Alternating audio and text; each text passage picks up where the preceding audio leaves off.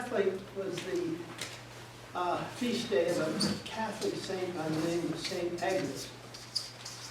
Now, St. Agnes has pretty much disappeared. But let me tell you why this day is so important.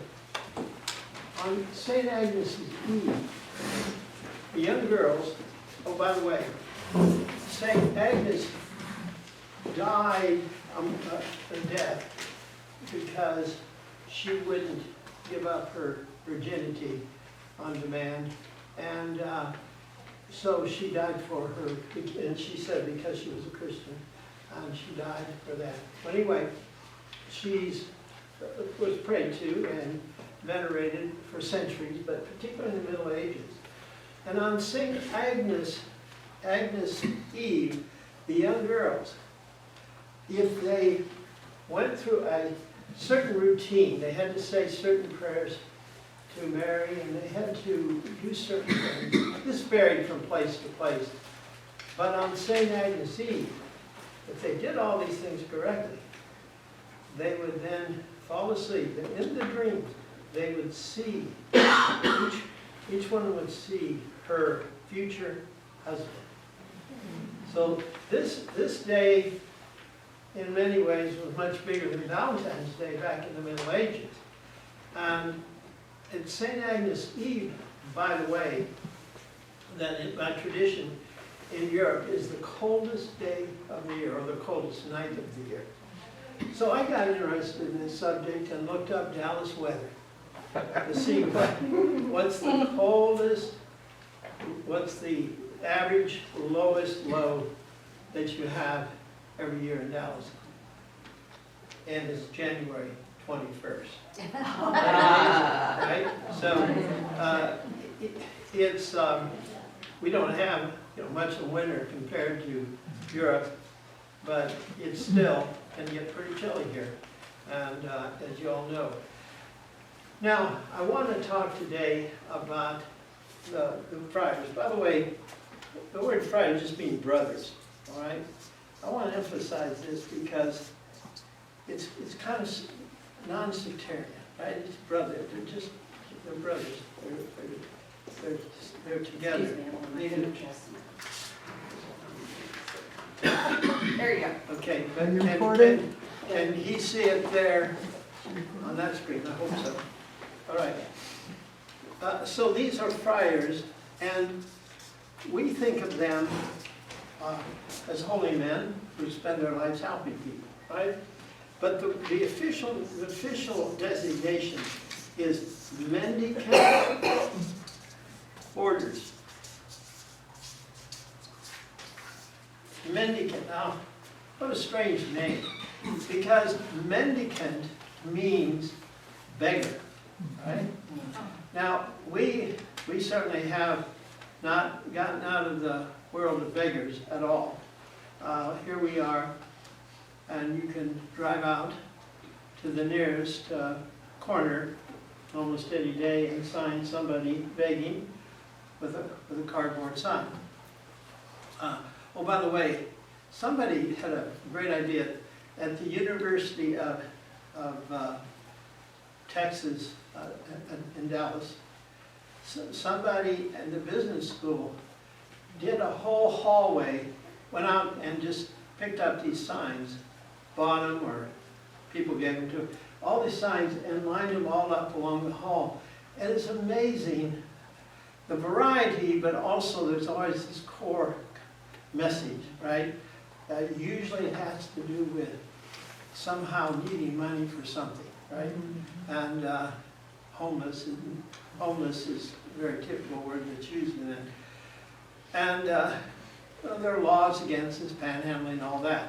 But the friars were beggars, but they were like at a much higher level in the sense that they never went out and asked for anything. You just knew if you saw one, they needed things. So you go give them things, right? And they wouldn't ever actually beg, right?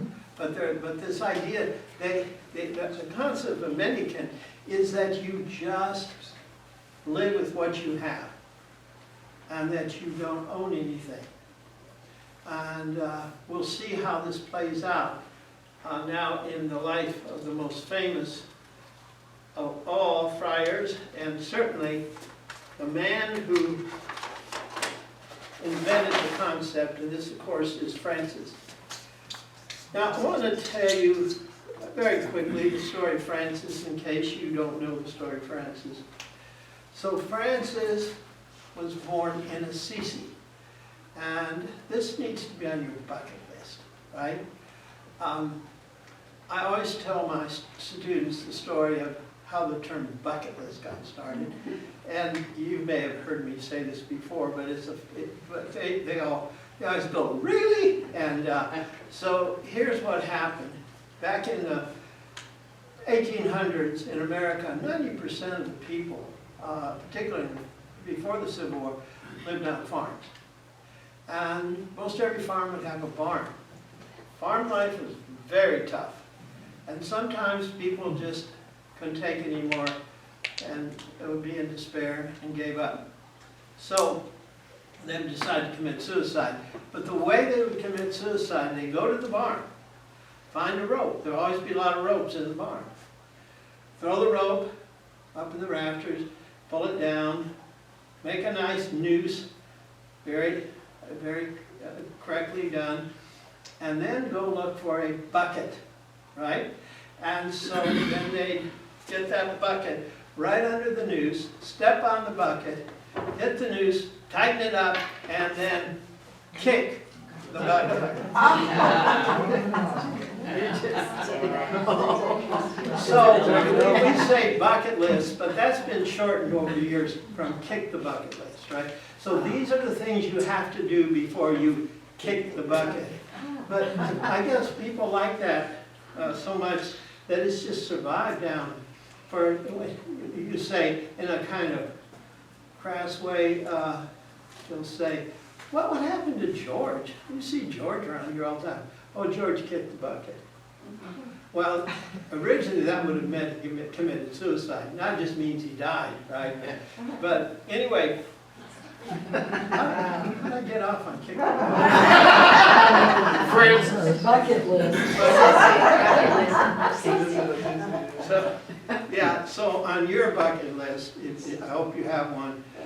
Mine got so long I just gave up, but it's I've done probably more than most, getting to see and do the things I wanted to do in my lifetime. But Assisi is the most beautiful city, and you have this feeling of being in a medieval city. And they built a huge basilica there in honor of St. Francis, which he would just throw up if he saw it. You did what? You spent money doing what?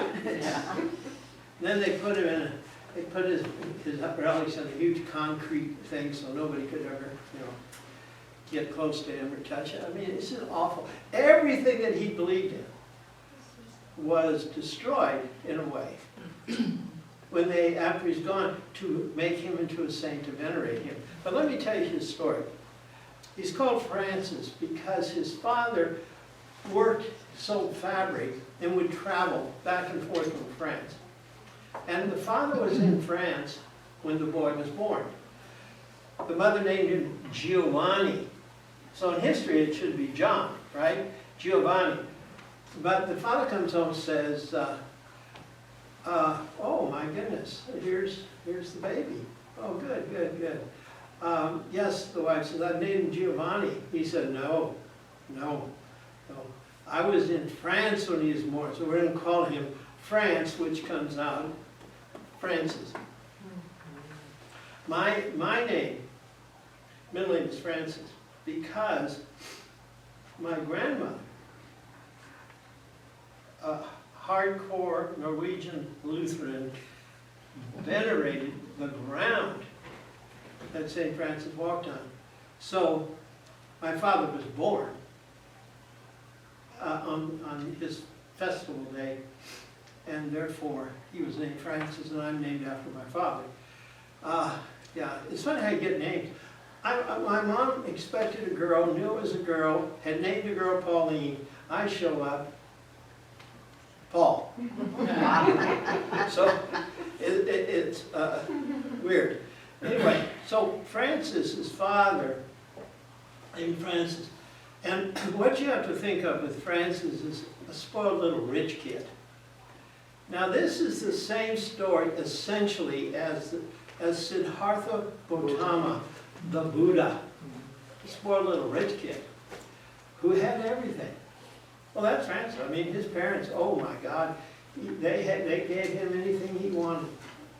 And he didn't have much in the way of regulations or rules. And he could pretty well do what he wanted to. So he was kind of what's a nice way to say it when a kid isn't very Brat. I love brat. Brat's really good.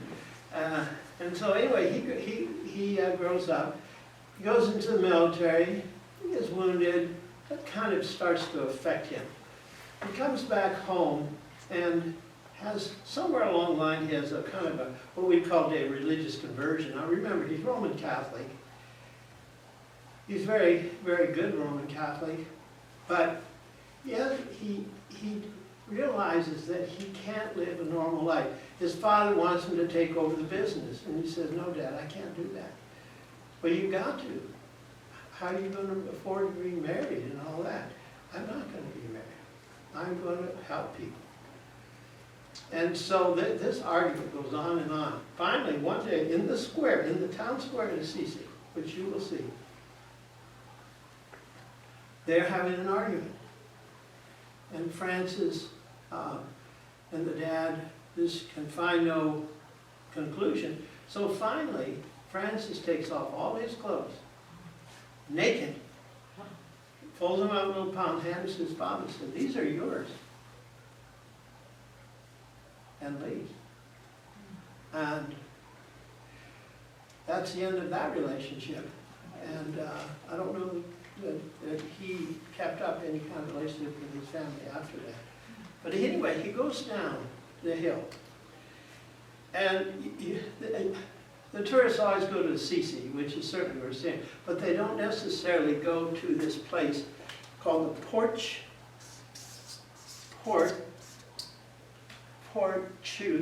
the T kind of comes out, see it. Porch und Cola. Porch and Cola. I think that's close to spell correctly. The Porch and Cola. This was a chapel that had been built some maybe centuries earlier, a little building, and it was in ruins. And he was there, he'd come down from Assisi into this kind of forest by a river, and he was speaking constantly to the Lord. He basically becomes a hermit, right? He's a hermit. He goes up in the hills, but he comes down here to this forest, and he prayed. The Lord said, rebuild my house. And this little chapel is standing there in ruins. So he rebuilds the Porch and Cola and turns it into this beautiful little chapel, about the size of this room. In fact, might be a little bit smaller than this room. But gorgeous, beautifully decorated, and just a gem of a place. And so the name of this little village area where this Porciuncula is called, in Italian, Our Lady of the Angels. What's the name of it? This comes out in Spanish as Los Angeles. Now, who founded Los Angeles? The Franciscans. The first, very early on, they built these missions, and one of them was in what we now call Los Angeles. So, the city, that's why it's called the City of Angels, you see. Our Lady of the Angels. The City of Angels.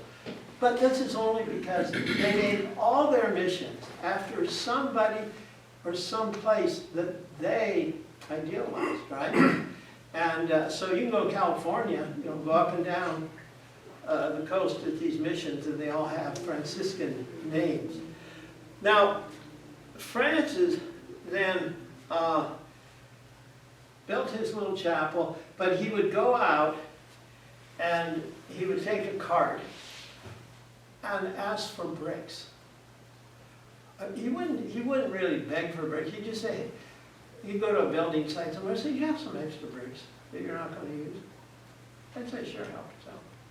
And he'd carry some bricks back, and he rebuilt the whole thing. But just again to show you how crazy things can be. If you go there today, that little chapel's still there. A space like this. But they had to build, that wasn't good enough, so they had to build a huge basilica around it. And in that basilica, around this building, are all these other chapels, right? There are about 5 of them. And they were all, when I was in there, they were all having services. There were people, pilgrims, had come, and they were singing their songs. And it would have pleased Francis to no end, because I stopped and listened for a little while what they were singing. Every chapel, they were singing a Protestant hymn. Francis would love that, because he was the original ecumenical guy, right? So anyway, he had, if you go there, and you'll see this on your bucket list, you will see the chapel, and then right next to the chapel, it looks like a big doghouse made of bricks. Could probably fit a St. Bernard. And so I asked the tour guide, I said, "What's that funny? What's that doing here?" And he said, "Oh, that's St. Francis's home. That's where he lived." Really? Yeah, well, you know, he had to have a place. Remember, this was outside at that time, right? So he had to have a place to go in, you know, sleep at night, or do his, remember, all these holy people like to have a secluded place, isolated. And so Francis, now you would think at this point, would go join a monastery, but his vision was not to join any group. His vision was to just work alone and help people as best he could. You know, it's amazing to me. Here we are in Unity Church. This is pretty far stretched from the Roman Catholic Church. You're not going to find any idols in here, any statues, any saints, any of that, right? Mm-hmm. Typical Protestant kind of place to go. But if you'll step with me right through that window, right below that window is one statue all by itself. And you know who it is? St. Francis of Assisi. That speaks volumes. And how do you know it's St. Francis? Because the birds are on his shoulders. The sign of St. Francis, right? Now, so what he does, he's working alone, and men show up and say, "What are you doing?" "I'm fixing this old chapel. May I help you?" "Well, sure, of course. How would you like?" So pretty soon men start coming around, and they start collecting. And so pretty soon he has got a group. He has the beginning of his order. And he goes in 1209, he goes to Rome. Now this is amazing. Here he's got this little group of guys, and there are all kinds of monasteries. We talked last couple of weeks about, you know, all the monastic movement and different places, but he goes with his group of men to create a new order that he wants to call Friars Minor. Now, his chances of getting approval from the Pope to create an order about 0. But as luck would have it, or as the Lord would have it. When he got there in Rome, he ran into somebody that knew him back from Assisi and knew of his work. And he said, I'll get you in Assisi. And he did. And the Pope was kind of skeptical, and all his advisors say, don't touch this.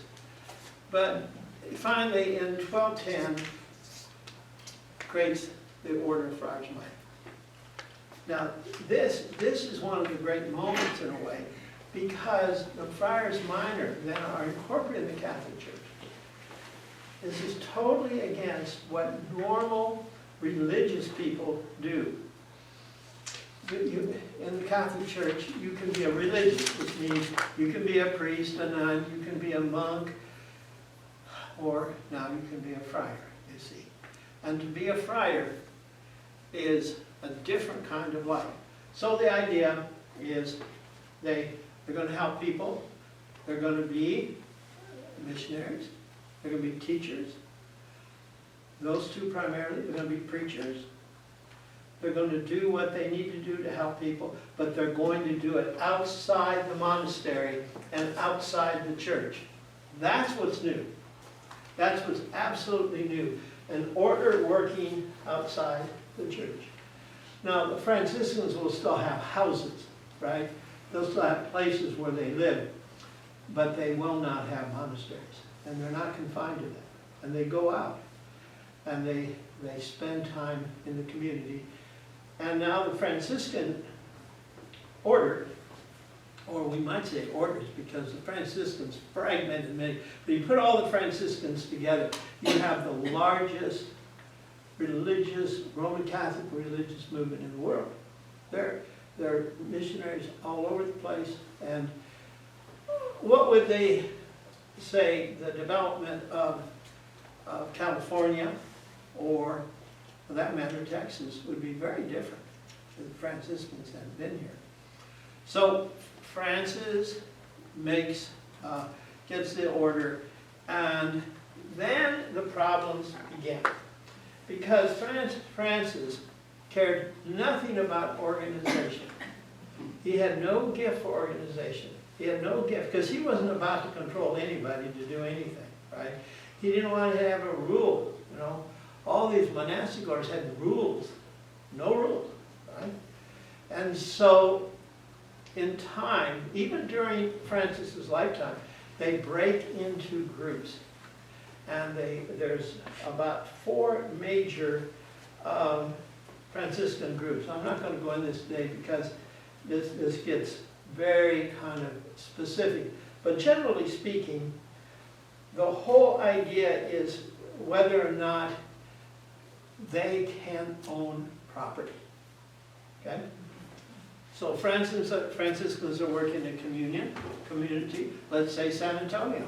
The Alamo, church, Franciscan. Okay? Ding, ding, ding, ding. In other words, we have to understand how important it is.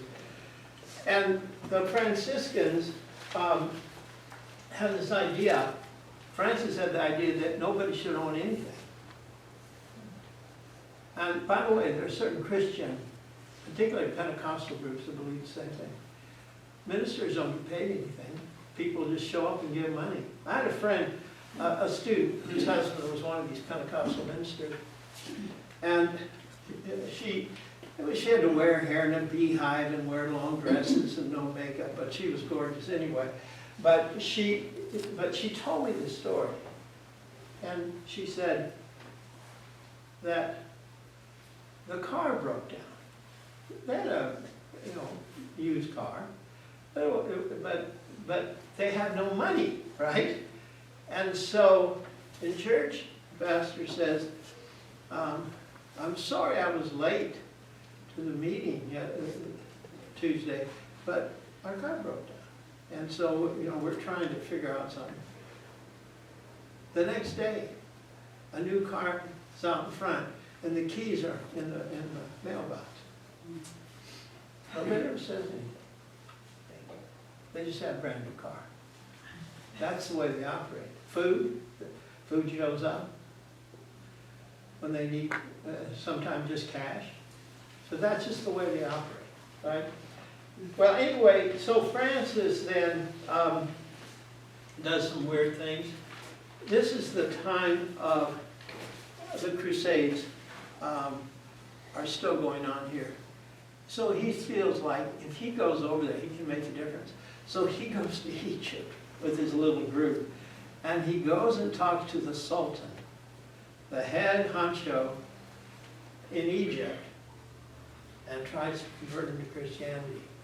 And there's some legendary stories about how he walked through fire and did some things that seemed miraculous, but he was unsuccessful. But the Sultan was very impressed with his courage, because coming into the enemy camp, right?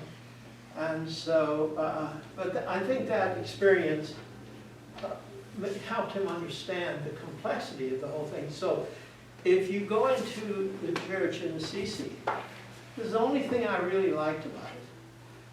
That in his area, it has 3 levels, but he has his own special area where he's entombed, and all they have crosses, of course, but they have the Star of David, and then they have the crescent moon, symbol of Islam, which is one of the greatest all historical ironies. Jimmy and I have talked about this before. The moon is the symbol of the mother goddess. And nothing more patriarchal and monotheistic that I know of than Islam. Except for the Hasidic Jews, the ultra-Orthodox Jews. They're about as patriarchal as you can get. Well, anyway, so St. Francis lives a short life, but a couple of things happen that might be of interest to you. In 1223, at Christmas time, he has this idea of reenacting the birth of Christ, the birth narrative as a kind of a tableau. You know what a tableau is? It's where people just don't act or speak. They just stand and play. There's a place in Laguna Beach, California. Listen to this. It's called "Come and See the Great Works of Art and History." So I'm interested. So I go in, and what it is they have people that dress up and then become the Last Supper, right? Or these famous paintings, one right after another. And strangely enough, there was a Nazarene church in Oak Cliff that copied that and did the same thing for many years. You go see the great works of religious art at a church around Good Friday. So anyway, he created what's called the creche. This is the term. The creche is the nativity scene, only with real camels and real sheep and real people all dressed up. And then, you promenade around it to see how it was.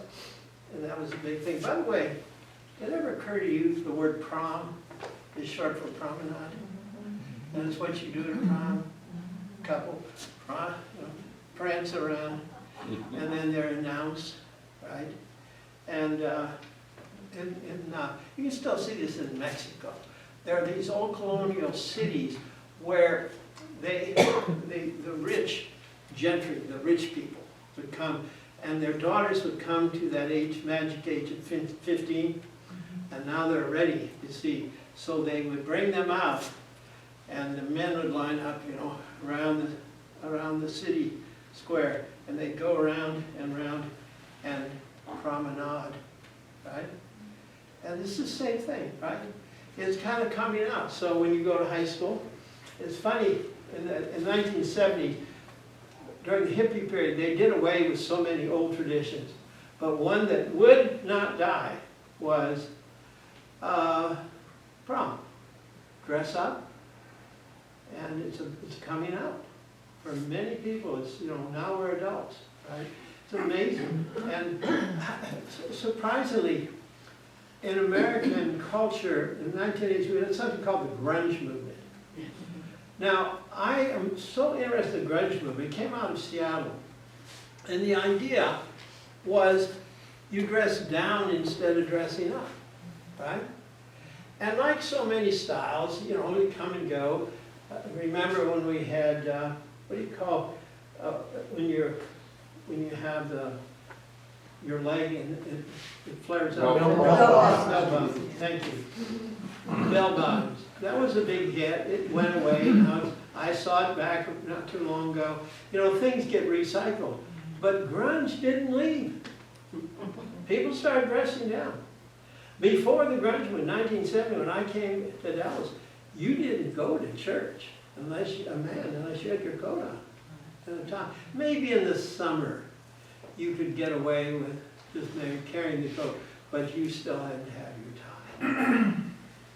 Then the grunge movement came. Now, do people dress up? No.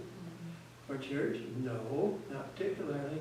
And before that time, in the 1950s in downtown Dallas, you would not step into Neiman Marcus if you were a woman, if you didn't have gloves and a hat. Right.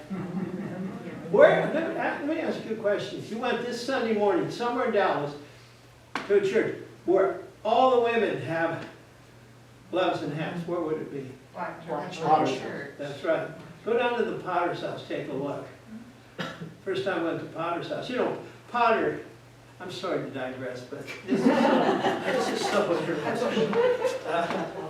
TD Jakes. You've never heard anybody like him before, but around year 2000, he was on the cover of Time magazine as the preacher of not the month, not the year, not the decade, but the century. Preacher of the century. There's T.D. Jakes, right? Dallas, Texas. And what a gifted preacher he is. But I promise you, you go down there, you're in kind of a time warp, right? You're in a time warp because they're still dressing up for church. We can talk about that for a long time. But what I do want to talk about is what happened in 1224. Now, Francis was already pretty well known, but then something happened to him which is astounding. The angel Gabriel came to him and lasered into his body the stigmata. You know what stigmata are? These are the signs of Christ, the places, hands, side, feet. And they came to him and he just started bleeding and he didn't stop bleeding. And so that turned him from kind of a somewhat known eccentric old man to like a superstar, because people would go, the blood would coagulate and drop off and they'd go pick it up and they'd have a relic. Okay. I don't think in Roman Catholic history there's anybody that became a saint faster than Francis. Just like lightning speed. Usually takes years and years and years. My old Catholic favorite preacher, Fulton J. Sheen, made it to be beatified. But there's somebody up there in that church that doesn't want him to be a saint. And so they prevent it. And if you're old enough, anybody if you're old enough except me to remember Fulton J. Sheen? No. Yeah. You never heard a preacher like Fulton J. Sheen. He was something on TV. First televangelist in America. And he just had a blackboard. He'd write on the blackboard. He mesmerized people. Just fantastic. Man, did your mom know? Don't know. I'll bet you did. she knew, Jimmy's mother knew everybody, and I'm not exaggerating, am I? Not really. Okay. All right. Now, so Francis dies, but before he dies, there was a woman named Claire. This is spelled in Italian like this, who came to him and said, you know, I want to follow your path. And so they started, so she started an order with Francis' approval. But the problem was, women in those days couldn't go out of the home, couldn't go out of their convent. And so they turned Claire, and by the way, they're called the Poor Clares. They ended up being nuns, and they're still around, but they couldn't do the work because they couldn't go out in the community, right? That's the 13th century. Now here we are, 21st century. How far have we come? A ways, but not as far probably as we'd like. By the way, he was all for the Clares going out and working, but the community was not going to help it, let it happen. All right, now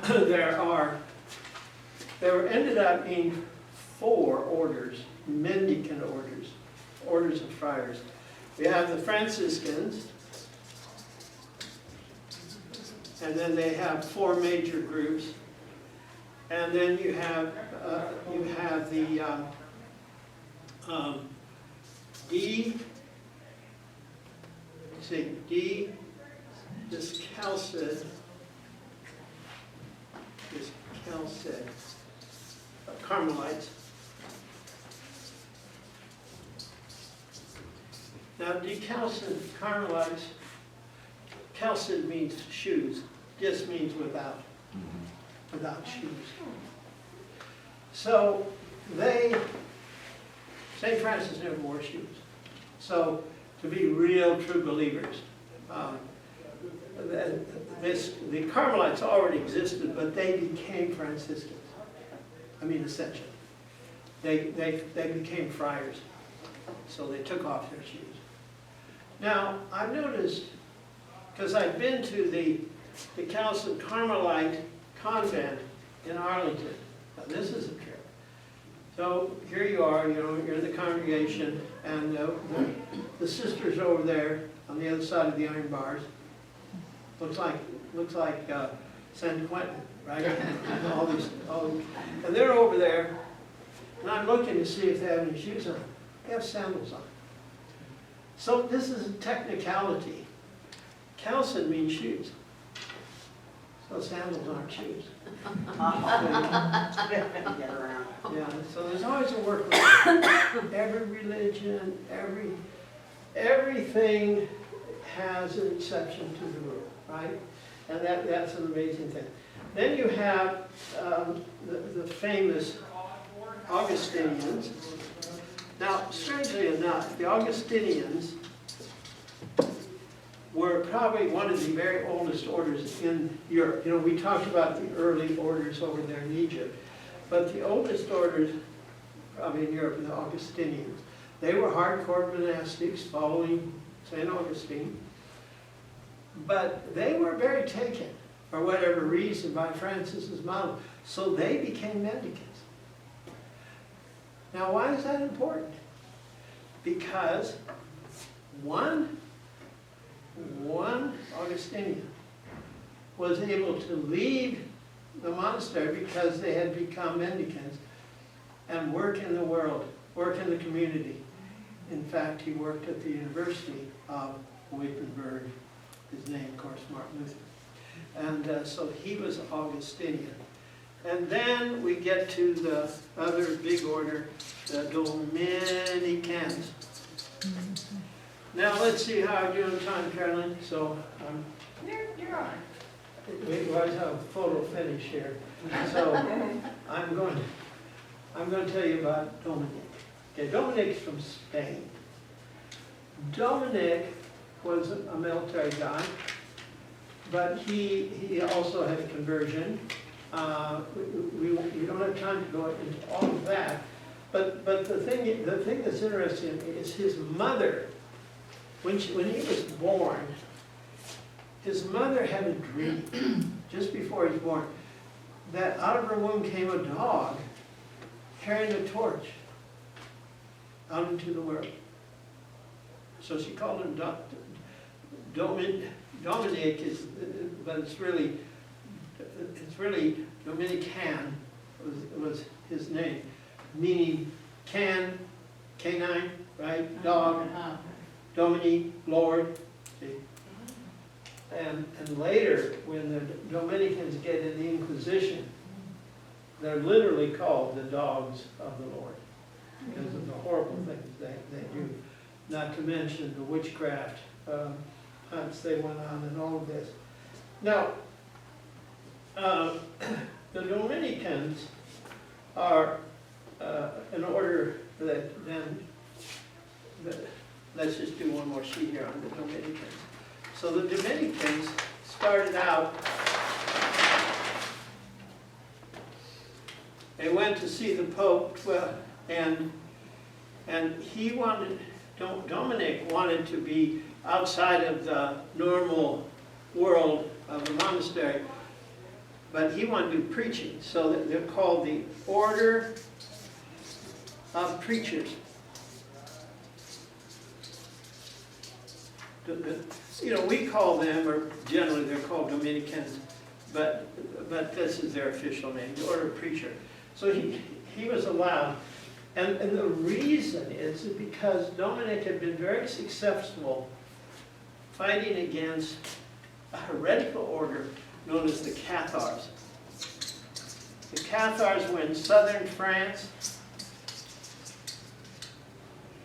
And the Cathars were, I'm just trying to make this easy for you to give you a modern day equivalent.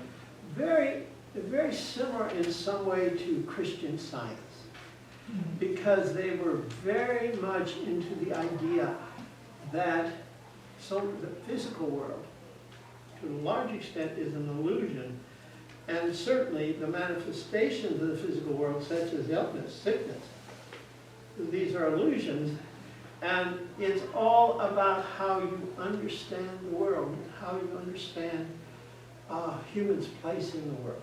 Right? So the Cathars, in many ways, were an idea that had been around for a long time. This idea that there's an evil deity who's created the world, and it's a terrible place, and then there's the world of the spirit. And so the world of the spirit, of course, is the ultimate reality. The physical world is not, in the end, real. This goes back to Plato. I mean, this is exactly what Plato was arguing endlessly. And but you have to appreciate that the Dominicans were from the very beginning searching out heretics. One more thing. So the Inquisition, by the way, the famous Inquisition, was started to stop the Cathars, right? And Dominic was caught up in that. So the Dominicans then became leaders of the Inquisition. And I can only tell you my own personal experience with the Inquisition, and you're saying, now how did I get involved in the Inquisition? I'll tell you how it happened. I wanted to take a group of folks down to see Machu Picchu in Peru. Another bucket list item. You've been there, I think. And yeah, so that was a really important thing. When we got to Lima, I wanted to see they still have the body, the Spanish conquistador Pizarro. They have his body there in a glass coffin. You go look at it, you see all the worms eating up his body. I mean, it's horrible, horrible, horrible, horrible. But anyway, in Lima, they preserved the Inquisition courtroom and torture chamber. Most places they destroyed it. But you go, somebody accused, come into a room, and there'd be a judge and some other people, and then there'd be a door somewhere, and through that door, in that door there'd be a hole, and somebody would say, I saw so-and-so here, not going to communion, and I saw so-and-so here actually talk to a Protestant. And so then they say, is this true, sir? You say, yes, it's true. Well, then here's your penalty, here's your penance that you have to pay. Okay. But if he'd say, no, all of that's a lie, none of that was true, they'd say, well, we'll find out. Take him to torture chamber. And then you go through, you see all the instruments of torture they had. I just looked in there, and I confess. But what I want to talk to you about next week is how the Inquisition then warped into the other really important movement of as we get into the later Middle Ages, and that is the witch hunts. These witches, witches, the Dominicans were leaders in identifying witches, 90% of which were always women, and how demonic these women were. And I'm going to talk to you in some detail about that, because it's this idea of the deep misogyny, the deep hatred of women that you'll find so often in the Middle Ages and down to our present day. I'm sorry to say. But go around the world, you don't have to look too very far away to find misogyny. It's everywhere, and something that we always have to be on guard against. So, now, number 4. Next week is the cliffhanger. I'm going to tell you what 2 men changed the course of history who were friars. And I think, my guess is, if you don't know this, it'll surprise you. And remember, St. Francis, as much as he did, is not at that level. These guys are way up there. So you'll see. So I hope you can come. Yes, sir. There is an incredible Zeffirelli movie from 50 years ago. It was his only non-commercial, it wasn't a big commercial success, called about Claire and Francis, called Brother, Son, Sister Move. Yes. Yeah. And Yes. unbelievable movie, Judy Balfour and Graham Faulkner.